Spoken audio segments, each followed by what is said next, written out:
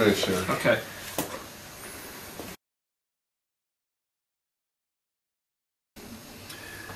Hi, welcome to the Party Garage. I'm DCS from RC Groups, and joining me is none other than B. Lewis 01 from RC Groups. And we're going to guide you through the first steps in putting together the prototype of the ZIP33. The ZIP33 is a new design by Kevin J. McDonald, and Bruce will explain the significance of who Kevin is and what his contributions to RC has been. Well, Kevin is the designer of the Talon. Was a Bob Martin kit, and then became a Dynaflight kit, and I'm sure there's a ton of Talons out there, and so that's the major thing. We're excited about the ZIP33 because it's an evolution in the tradition of the Talon. It's a built-up kit. It's a slope soarer, small wingspan, and is it a pitcher-on or is it a winger-on? It's a winger-on. Okay, and what does that mean? So winger-on is twisty wings and elevator, whereas a pitcher-on would be no elevator. The wings would do the elevator and the aileron function. So the roll control on this airframe is managed by changing the incidence of the wings independently. There's a servo that will handle twisting the wings.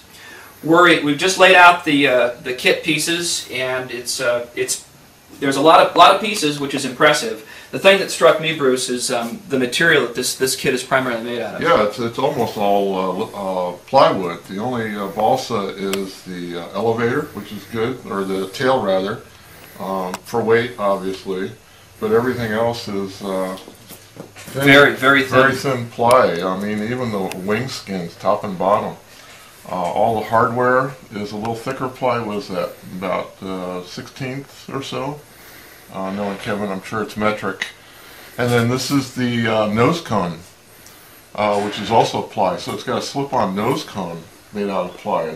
That's very unique. There's also a nice bag of hardware that Kevin's included with the prototype kit. Some carbon fiber pieces, the wing spars, some aluminum bits as well for the pivot mechanism. And speaking of the pivot mechanism, those of you that are familiar with twisty wing airframes, typically there's a complicated mechanism, a finely machined mechanism that handles those pivot duties. In looking through this kit, I'm not seeing where those pieces are. So where's the twisty bits? Here's the cams right here. So if you look through the instructions, what you do is you take a series of these blocks and glue them together, and you end up with a pivot block that's what, maybe 1/8 of an inch thick or something like that, several plies thick.